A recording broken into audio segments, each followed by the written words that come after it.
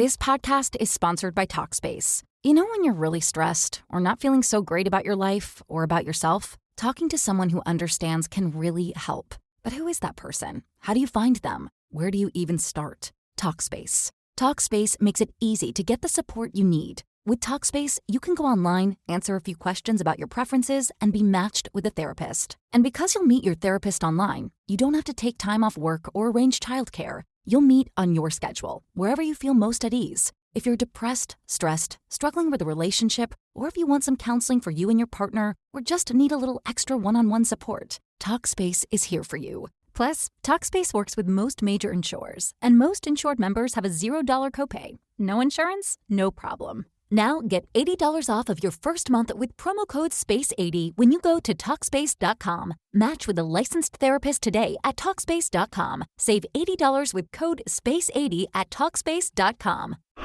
You're listening to a Frequency Podcast Network production. The Brock and Dalby Podcast. This is the Brock and Dalby Podcast. Welcome to Thursday. My name is Brock. I'm Dalby.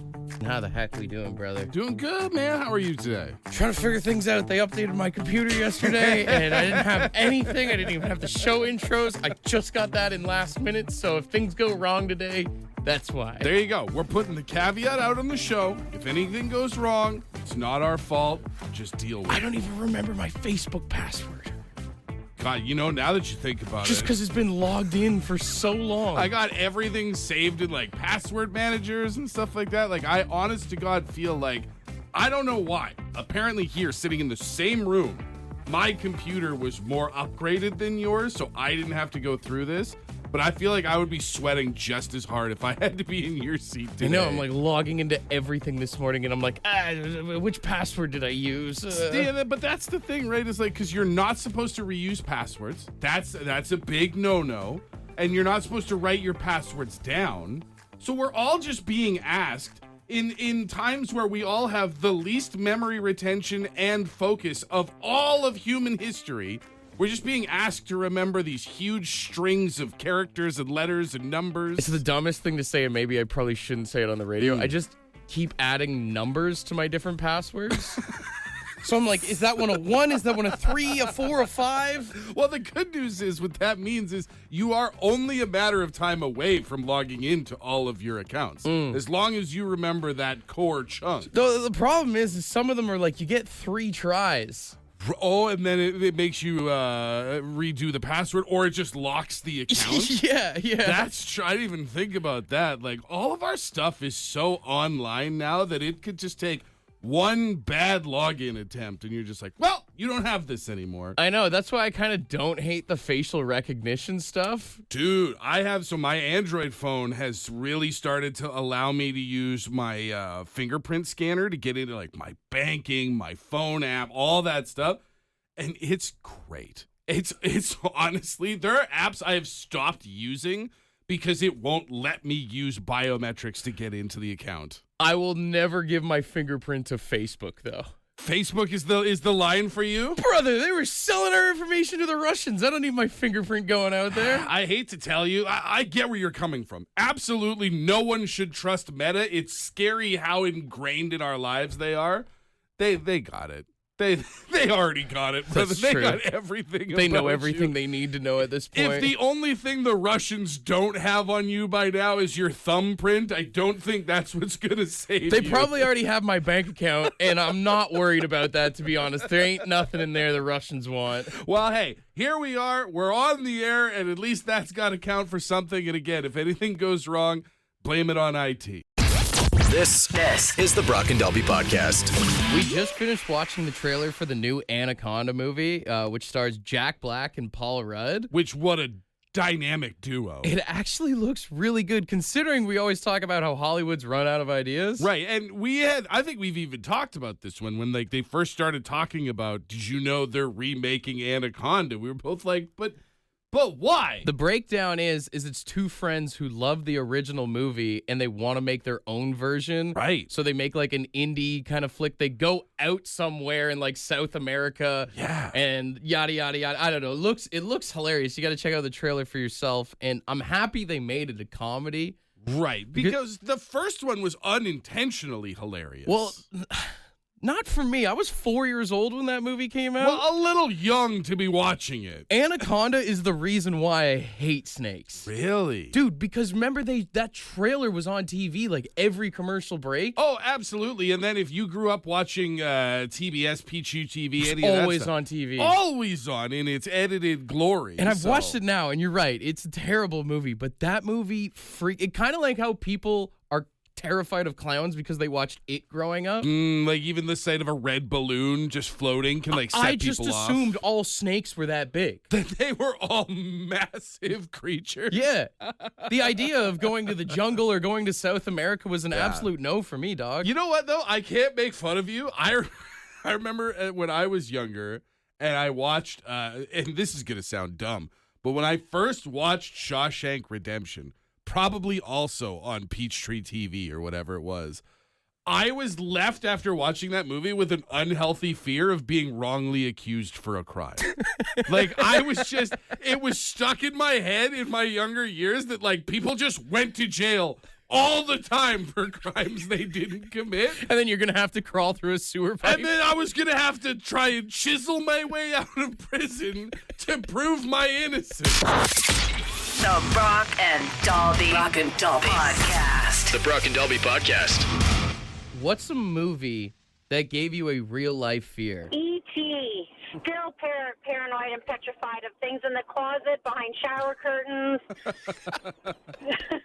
But he was so funny. friendly. Was he friendly? His finger glowed. He was creepy looking.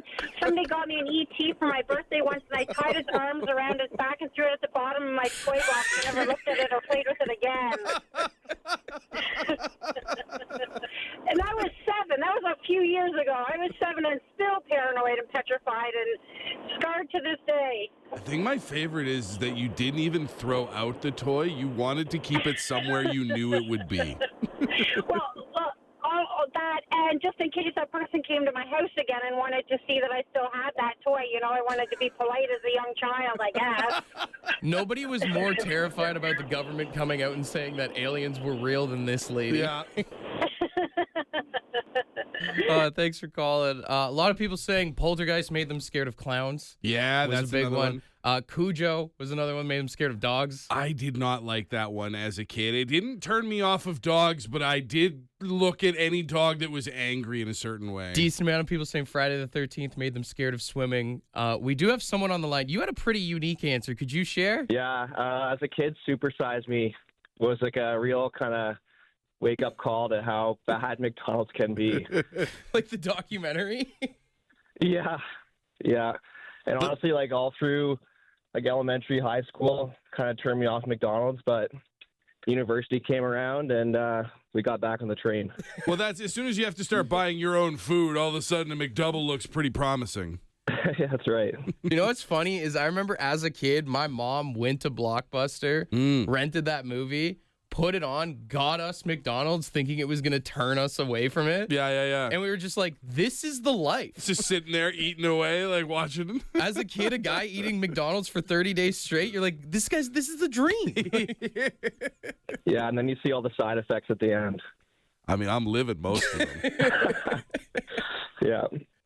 Thanks for calling, man. We do have one more caller on the line here. We've got Becky on the phone. Becky, what's a movie that gave you a real life fear? So, Pet Cemetery, when they're walking up the stairs, and they slice the Achilles heel, every time I see something cringy now, I get a pain right there. You know what? That movie in general made me scared of kids. Yeah, it's messed up. And cats. I don't like cats. I think just being a fan of horror movies is one of the reasons why, like, me and Courtney are on the side of not having kids. Just because of all the creepy things from the movies. Yeah. Well, kids can be creepy. Yeah. I have one. It's Pet Cemetery and Poltergeist. The idea of just like hearing your kids say something and being like, what? Yeah. Yeah. What realm are you from? Yes. Kids will do that. I've never had either of my kids like standing in a cornfield holding a scythe or whatever, but my oldest did sleepwalk for a little bit, and brother, you are correct. Yeah. Mine sleeps with her eyes open. Oh, If Courtney ever got pregnant, I'd be so terrified of Rosemary's Baby. Like, horror movies are basically like free birth control sometimes, you know? Yeah. The Brock and Dalby Podcast. Is it real? Is it fake? Do we even care? Let's find out. All right, we like to do this every year because the Coachella lineup just got announced. And the older you get, the more names you look at the lineup and you're like, who the hell is that? So here I am, 12 days ahead of 42, and you're about to lay on a handful of actual Coachella playing bands, and then also some that were made up by friends of the show. Yes, and you have to tell me, is it real or is it fake? I feel like my score gets worse every year. All right, first one in here is Creepy Nuts. Creepy Nuts? Sounds real enough, sure. That is real. That is a Japanese hip-hop duo.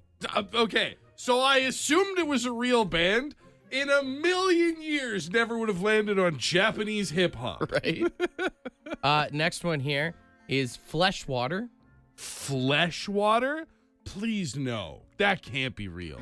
No, that is real. Oh. It is an alternative shoegaze soft grunge band Get from out Boston. here. I bet their bio That's sucks. what the description says. Next, we've got Tequila Enema Bong Hit. Tequila Enema Bong Hit? Mm-hmm. No. That one is fake. I'd rather see that than Fleshwater. We've got Geppetto and the Lying Sun. Ooh, I hope that's real. That's a sick name. No, friend of the show, Jan, texted that in. Somebody start a band. It's a great name, is it not? Son is so good. Like a two-person band, Yeah. White Stripes kind of thing. Sick. We've got Freak Slug. Freak Slug? Sure. Yeah. That is real. Known by her stage name, Freak Slug, a British indie rock musician from Manchester. All right, I buy that. That makes sense. We've got Glitterer. Glitterer? Like someone who glitters? Mm. I'm going to say fake. No, that one's real. What?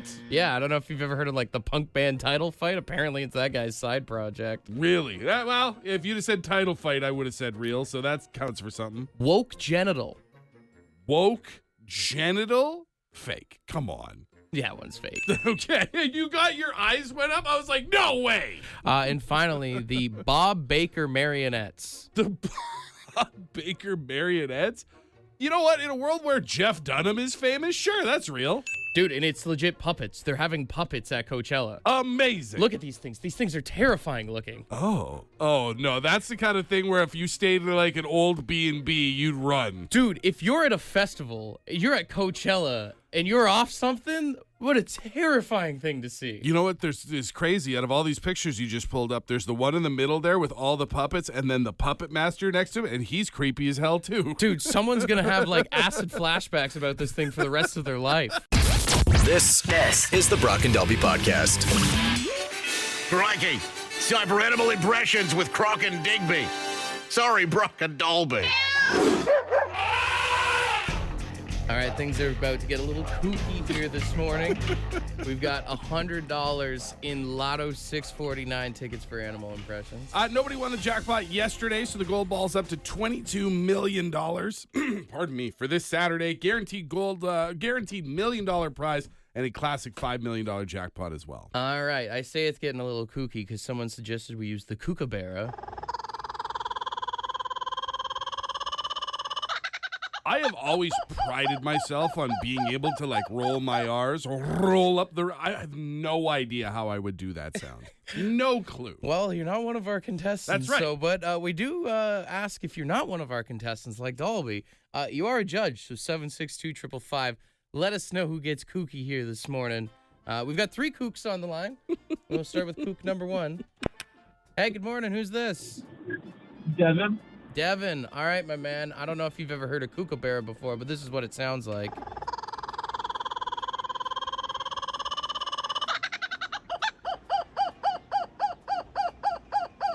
Do you think you can do that for us, Devin? I'll try. All right, let's hear it, brother.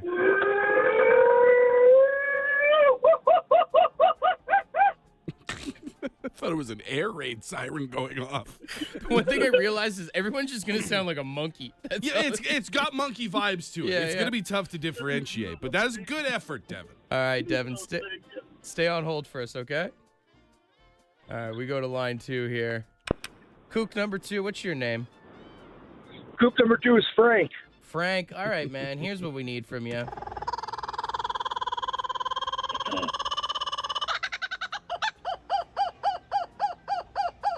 Can you get a little kooky for us, Frank? I think so. All right, let's hear it.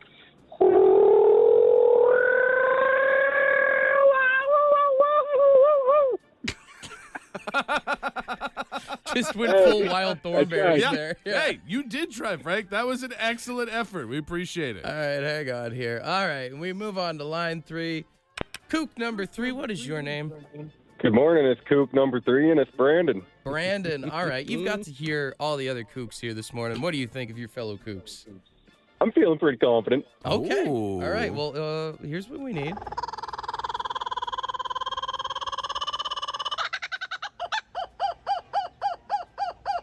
Whenever you are ready, sir, take it away.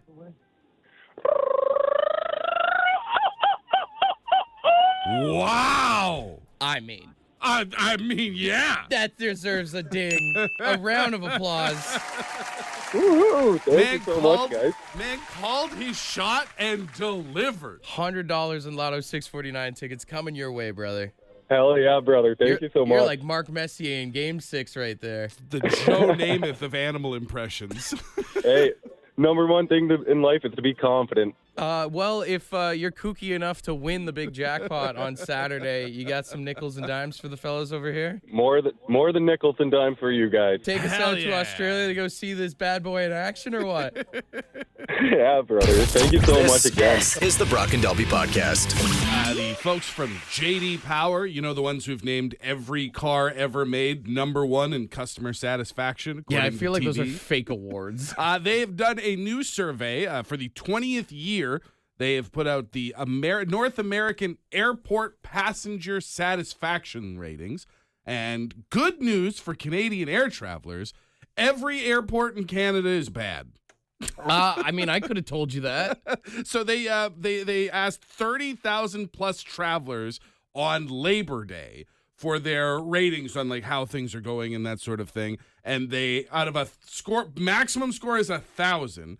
The best Canadian airport to score was Vancouver with 671. Who's satisfied at the airport? Well, unless your flight doesn't get delayed or anything, you don't have to wait through security. I mean, you're still pissed off being at the airport. According to this, 11% of people who filled out the survey claimed that they had a perfect trip, that everything from start to finish was the absolute best that it could have been. Which out of 30,000 people, that means 3,000 plus people say that their trip went flawlessly. That's never happened to me once being at an airport. Baffling. I can't even imagine. And then so they go in and they're asking things about like how easy was it to get through the airport? How good was your flight? How was parking and all that?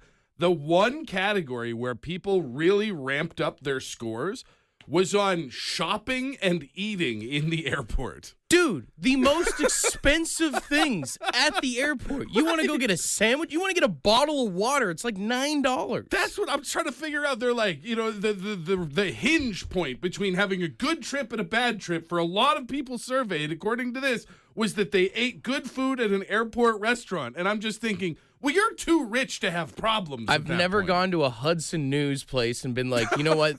Those Starbursts were reasonably priced. Yeah, you know what I love? Getting a $14 soda. That's what's going to really put me in the mood. I just feel like everybody at the airport is miserable because the airport is not the place you want to be. It's taking you where you want to be. That's just it, right? The destination is the thing, and this is the place where either you just have to get through it to get where you're going, or also the people who work in the airport generally not having a good time. Airport is kind of like court, you know? It's a key part of our lives, but no one's happy to be there. Yeah. I mean, nobody wants to be there in general, and you're waiting to see if things are going to turn out right for you. Also, depending on how things go, a lot of touching, a lot of pat downs, just like if you were to go to court. I mean, maybe that's the only satisfying thing for some people. They're like, I haven't been touched in a long time. Do you think there's people buying plane tickets just for the TSA? You got a cavity search.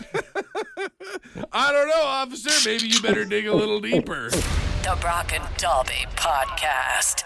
As far as airport travel goes, like flight was discovered in 1903. You imagine going like West Coast Trail or American Primeval on Netflix or whatever it is. Travel is not too bad, comparatively speaking. Okay, when I mean you're comparing it to like riding a horse and buggy across country, for sure.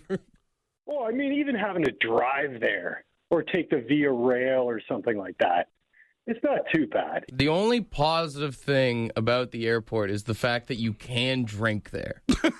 Yeah, fair enough. Which you only need to do because everything else sucks. Fair. I don't know. I've never had a bad time going through airports. But my bar is really low, though. It's like going to Stages on a Thursday night. Not expecting a lot. You can't drink when you're stuck in traffic, so that's the one thing we can agree on, you know? Uber all the way. The Brock and Dalby Podcast. The Brock and Dalby Podcast. I don't know if you remember a few months ago, we heard that Fire Festival was up for sale. Yeah, someone bought it, but I don't remember who, but it was weird. Are you ready to find out who bought Firefest? Yeah. Limewire. That's who it was. That's the one. Limewire purchased the festival that was literally an absolute disaster. And maybe you're wondering to yourself, how does Limewire have so much money? Apparently, there's some big company that's backed by Ryan Reynolds that purchased it. So bizarre. Like, that was the thing, is I saw the headline, and I think I pushed it on my head because I was like, well, Limewire's not a thing. Apparently, Limewire claims that it wants to make a real-world experience community and a surprise for people. Yeah, well, the surprise last time was getting scammed, so... I mean, I just can't imagine the viruses that will be conducted at a Limewire festival. Safety is no longer a priority at Firefest. Well, the best would be is if they have a lineup of bands and say it's like Blink-182's performing, and then you go to show up to the stage, and it's... Because that's what would happen. You download a song, and it wouldn't be the band. That's just it. If they put out a Firefest and they have a lineup, every band has to be different just slightly from the actual band that was advertised. I'd love it so much if they had the guy who did the I did not have sexual relations with that girl, although I did, in fact, buy my stereo at. I wonder what that guy's up to. It's about time he had a classic comeback. You think you're going to go watch live music and it ends up just being a porno that you down?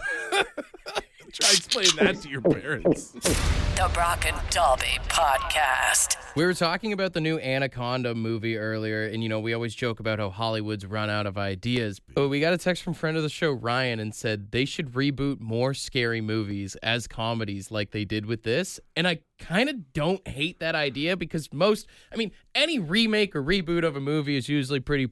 Yeah. But specifically scary movies, it doesn't hit the same. Well, the thing is like you can't remake the movie. What made the movie scary in the first place was the shocking plot twists or jump scares or whatever. You're predicting everything and then you're judging it on the past. You're comparing it to the thing that already exists. Whereas if you take something like Anaconda, which is this crazy horror but comedy, campy... You can't compare it to your ex-girlfriend. Yeah, well, that's just it. So let's put it in a different universe where it makes more sense and then we can have fun with it. I wouldn't hate if they did this. I mean, like, imagine if the remake of Pet Sematary was a comedy where it's about a guy who actually hates his kid's cat and tries to get rid of it. He's constantly trying to get rid of the cat. The cat keeps... Well, now you're just making a movie about the cat came back. That's what it is. Or the Blair Witch Project is just set from the perspective of someone messing with the campers because he's tired of people camping on his property. Right. Why are these damn kids out here with their video cameras all the time? I'll show them. Yeah. Jaws is just about a shark getting revenge on Japanese fishermen who killed his whole family. He's trying to defend his home turf. It makes sense. Nightmare on Elm Street, but it's about a guy with sleep apnea. That's the real horror, brother. Freddy's trying to figure out how to keep him asleep. He's trying to persuade him to get benefits. They have help for you. We can fix this. 1, 2, Freddy's coming for you. 3, 4, he'll stop the snore. Yeah. Brought to you by Sun Life. This is the Brock and Dalby Podcast.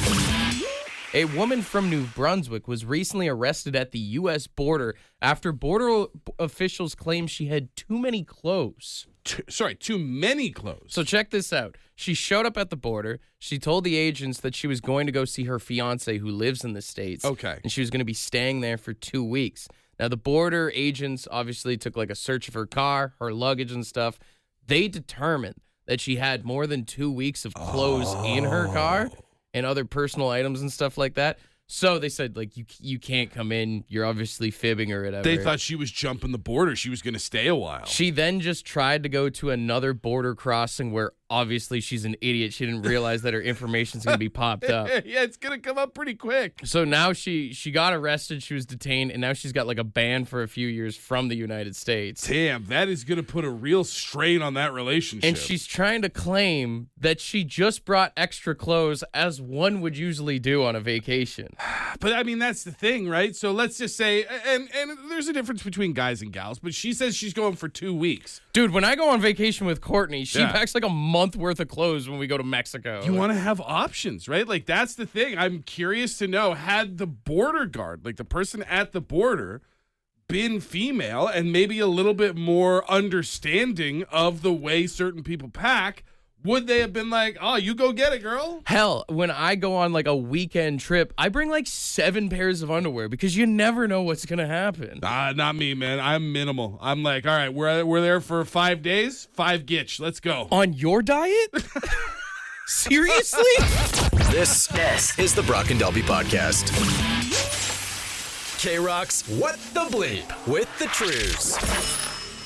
All right, we've got $3,400 on the line. Let's see if we can finally give it away here this morning. We've got Nanette on the line. How you doing this morning? I'm great. Yourself? We're doing fantastic. Now, Nanette, I'm sure you've heard this clip a lot. Hey, this is John Angus McDonald from the Trues. The one thing I never get tired of playing is... Have you put much thought into your answer here this morning, Nanette? Yes, I have. Been looking at the wrong guesses? Yes, I have. Okay, that puts you ahead of most of the people who are trying to play this game. So the real question, Nanette, is, what would you do with $3,400 if you were our winner today?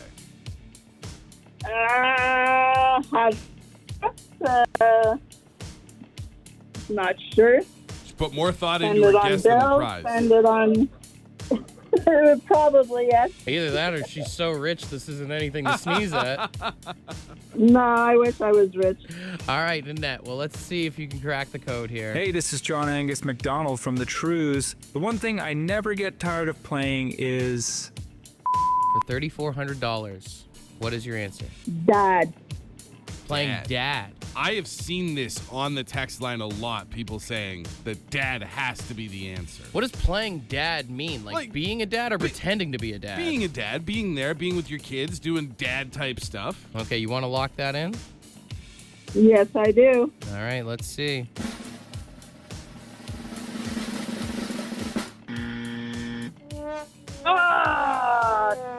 Unfortunately, it is not playing dad. Okay. I'll try again. We'll put $100 back into the jackpot because of this, and now it's up to $3,500. And you just saved a lot of people who have been all caps texting for the last week saying, I know that it's dad. I guarantee that it's dad. Now it's off the board. Yep. All right, take care, Nanette. Have a good day. You as well, thank you. All right, it is not playing dad. Be very interested to see, because the text line seems to go with this, right? Everybody kind of falls on one answer, and then everybody's like, bah, bah, bah, bah, bah. The one before this was everybody thought it was pranks. Then someone guessed pranks. That's off the board. Dad's off the board now. I'm curious to see if anybody lands on the actual right answer now. Playing dads and pranks is something in common with your father. Next time you want to go out to the grocery store, grab some milk, just be like, I'll be right back. I got to go play dad for a bit. Great prank, right, buddy? This is the Brock and Delby Podcast. Text.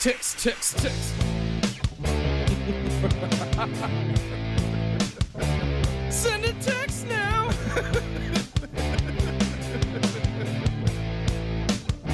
Seven, 6, 2, 555. When you should text us, you should send a question. Ask us anything that you want right now. 762 555. Questions, comments, or concerns. We'll try to read it on the radio. Send a text right now. Oh, yeah. There you go. So now it's Youngblood and Brock that have the official endorsement to sing 7. First question in here says, have people texted in the right answer for what the bleep? No. Yeah. Actually, I don't think I've seen it.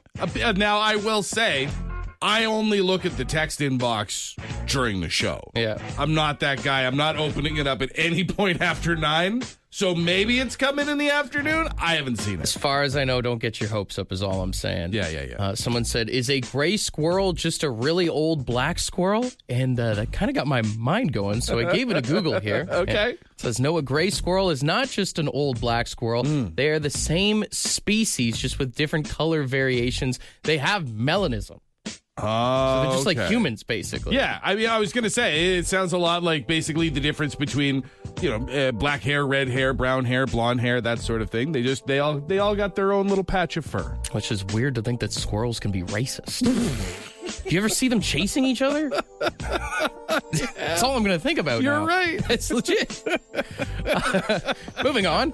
Someone said, what are your thoughts on Jimmy Kimmel being pulled off the air? I don't want to get into politics or anything. Sure. But can I just say, does anybody still watch late night television actually on TV anymore? I think it's gross that he's pulled off the air, but it won't change my life because I haven't watched Jimmy Kimmel. The last clip I watched of Jimmy Kimmel was when Jelly Roll was hosting and he did a WWE stunt. But was that on YouTube or was that live on TV? That was on YouTube. You're right. And I understand the irony of two guys on the radio being like, who watches late night TV anymore? Sure, yeah. But I just feel like he could just start a YouTube page and be fine if he wanted to. Yeah, which also you can hear the Brock and Dalby podcast on YouTube if you ever happen to be around there. Sick plug. Someone said, do you ever have days where your middle finger is the answer to everybody's questions? Yeah. For sure, but I do it like under the table. Well, that's just it, right? Like I don't have the balls or the financial security to just walk around and tell everybody to go to hell on a daily basis. We're all human. We all have our days where everybody sucks. Everything is according to Limp Bizkit. And you just have to get through it. I like it when you can do the thing where you're like sitting there and you kind of just make your middle finger rest, or you like scratch with your middle finger, do it, subtly. I don't think it's as sneaky as you think it is. I've tried some of those moves. My kids catch me every single time. And yes, I do give my kids the finger sometimes. Somebody said, what's a profession that deserves every bit of its hatred? Ooh. Scammers, yeah. If you want to call that a profession, those people obviously suck. Influencers, it is hard to feel sorry for any of them when things go wrong. Anyone that does family vlogging specifically. Dude, anybody that uses their kids to make money is just weird. It's weird behavior. And you know what? Whoever was the prick who invented the unskippable ad. That guy sucks. That guy sucks. Sure. All right, final one here. What's a food that makes you think, how did humans discover this was edible? Milk. Milk is the first one right off the bat. That's the classic joke. Some guy went outside and was like, let me pull on this thing. Yeah. But, I mean, also mushrooms. Mushrooms, like, I get it, right? Like, if you're hungry enough, you'll eat whatever looks like it's edible. The thing with mushrooms is, imagine trying to tell someone like, oh, dude, I ate this thing out of the ground. It was the most delicious thing I ever had. And then watching that guy eat different mushrooms and drop dead. I mean, you could say that for almost any vegetable, but mushrooms specifically, like the trial and error. Right. And then all of a sudden one guy's like, dude, I'm seeing things now. Right. The difference between finding food, drugs, and poison, and how we had to like lose a lot of people in early days to figure out which was which is a crazy path. Want to be a part of the podcast? Leave a message on the Bad Line. The Bad Line is the answering machine for the Brock and Dalby Show. To get the number, text the word BAD to 762-555. Thanks for listening to the Brock and Dalby podcast.